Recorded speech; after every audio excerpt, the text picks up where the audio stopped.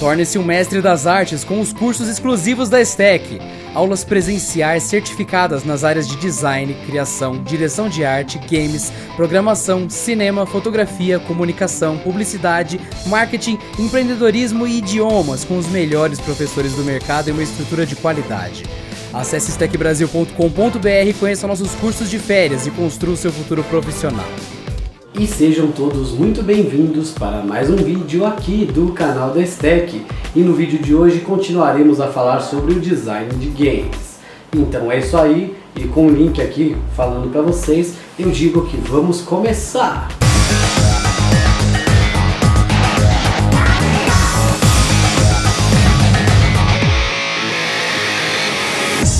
Continuaremos hoje os estudos sobre os átomos dos games, ou seja, quais são os pontos-chave que vocês devem fazer quando forem elaborar um projeto de game, para que assim você consiga fazer com que seu público entre de cabeça na sua obra e tire o melhor proveito possível sobre a trama, o gameplay, a jogabilidade, absorvendo todos os elementos dos jogos.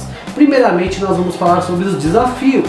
Visto que jogar o game é uma atividade, afinal o jogador atua e interage com o ambiente, não apenas observando de forma extremamente passiva, é papel de um bom trabalho com o design de jogos deixar claro o que deve em determinado momento ser feito pelo jogador, a menos que o jogador tenha sido colocado diante de uma solução de resolução de um enigma, entenda que o desafio surge da tentativa de se atingir um determinado objetivo, e não da tentativa de se descobrir este objetivo. Deve-se assim criar experiências centradas na ação, para que o jogador sinta-se o tempo todo envolvido pelo jogo, mesmo que com variações dos graus de intensidade desse envolvimento.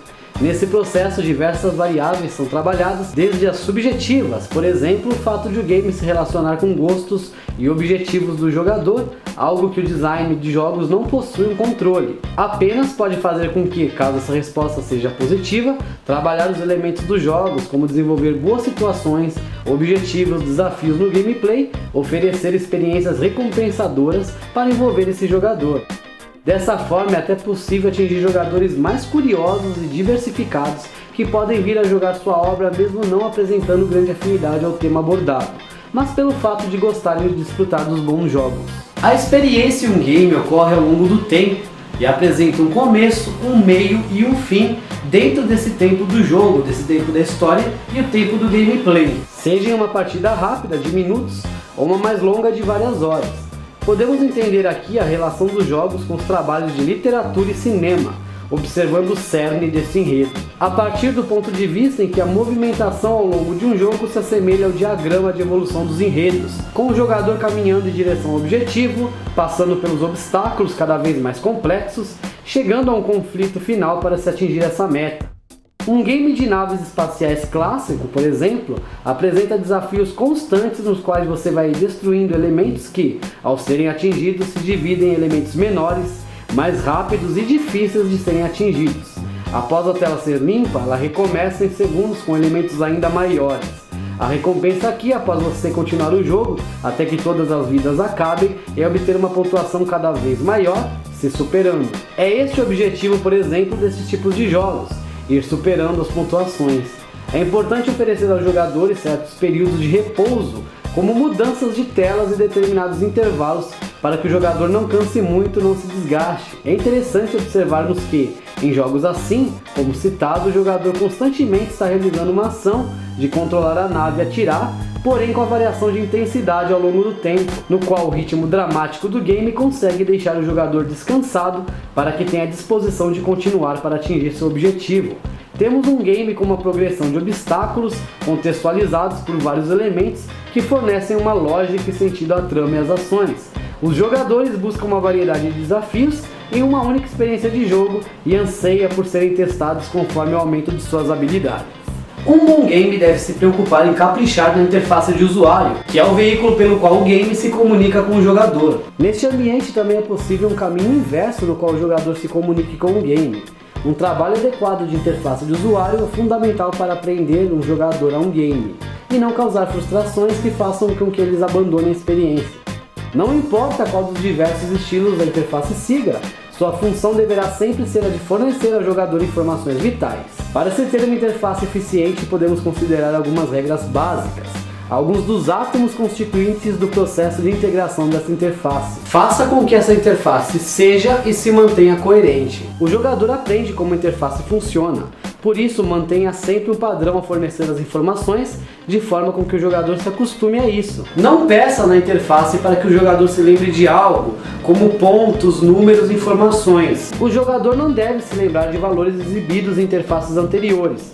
Se a interface for complexa, ela deve recordar ao jogador o que realizou por último. Uma boa interface deve informar ao jogador informações acerca do mundo do jogo. Um exemplo disso são as barras de saúde presentes sobre NPCs e jogadores em um game de RTS. Projete sua interface para fornecer camadas de informações. Em uma observação rápida, a interface deve fornecer as informações do que ocorre.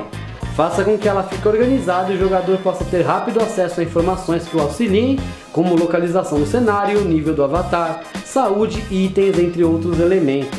As interfaces sempre devem alertar o jogador sobre vitais informações. Por exemplo, quando uma ação é urgente e necessite de uma atenção rápida do jogador, faça um alerta por meio de um efeito sonoro ou uma alteração visual. O projeto de uma boa interface deve evitar que o jogador cometa erros. Jogadores costumam ser impulsivos, não explorando adequadamente a interface e assim costumam clicar em vários elementos.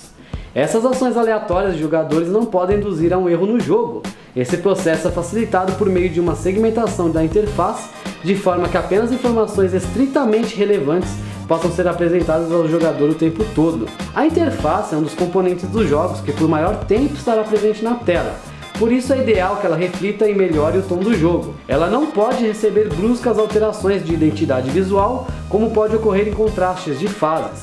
Por isso é ideal que se pense em um meio termo. Que conceito visual o game possui como base, e esse seja aplicado à interface. Os jogos são dinâmicos e o jogador é sempre exposto a diversos tipos de situações. Devido a esse excesso informativo necessário, a interface deve se apresentar em um equilíbrio sutil e de forma a não dominar a tela do game. Se elementos da interface forem ativados, eles devem fornecer um feedback ao jogador. É necessário que, ao jogador interagir com a interface, ela forneça a ele algum tipo de retorno, para que eles saibam que, de fato, fizeram algo. Quando um game é carregado, é sabido que os jogadores não entram diretamente no universo, não entram diretamente no cenário. Primeira coisa que eles veem é a interface de abertura, é a tela do jogo com menus, informações, créditos, extras, logo e tudo mais. Devido a isso, devemos tomar um cuidado muito especial com a interface de abertura, que é definitivamente o primeiro contato do jogador com o game. Antes dos jogadores adentrarem o universo e o cenário, existem elementos que permeiam isso,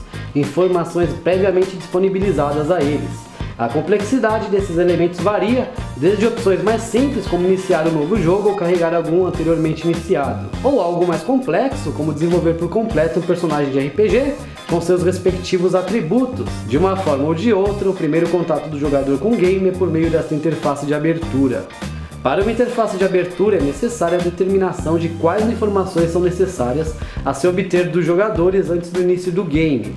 Algumas dessas são obrigatórias, como o fato de saber se os jogadores pretendem iniciar um novo jogo, um novo projeto ou carregar um previamente salvo. Informações opcionais, como resolução de exibição e quantidade de cores, volume de áudio também podem ser exibidas. Para uma boa organização é interessante que essas informações opcionais sejam mantidas em uma tela diferente, não interferindo no caminho do jogador que se prepara para iniciar uma partida. Além dessas opções, temos também outros tipos de informações, como sair do jogo, e as complementares, como visualização de crédito dos desenvolvedores e extras.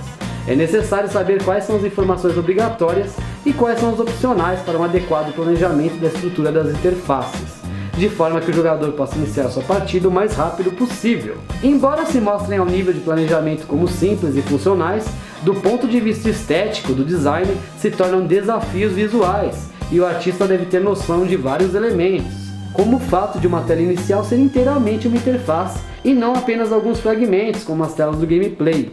Uma vez que durante um game a música ofereça um apoio, nas telas de abertura elas podem ser de caráter mais climático, visto que essas telas não necessitam muito de total concentração do jogador, o que fornece ao artista uma maior liberdade e oportunidade em suas confecções. Não subestime as telas de abertura, pois elas são o início da jornada do jogador e seu primeiro contato com o game. Devem fornecer uma primeira impressão positiva de todo o contexto. Então é isso aí, turma, esse foi o vídeo de hoje do programa da Stack, onde continuamos o assunto dos átomos dos games, falando dessa vez sobre desafios e interfaces. nos próximos programas abordaremos outros aspectos, como campanhas, as missões e enigmas, design de enigmas, que é algo bem interessante, entre outras coisas. Espero que vocês tenham gostado da série, que estejam curtindo, que esse vídeo tenha sido útil.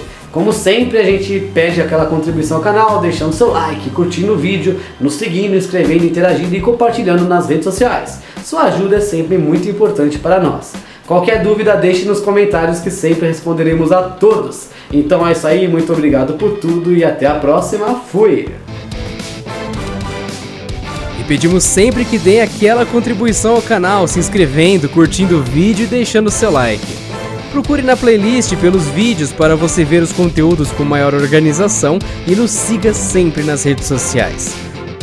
Deixe sempre nos comentários suas sugestões e recomendações, porque esse programa é personalizado e faremos um conteúdo com a sua cara.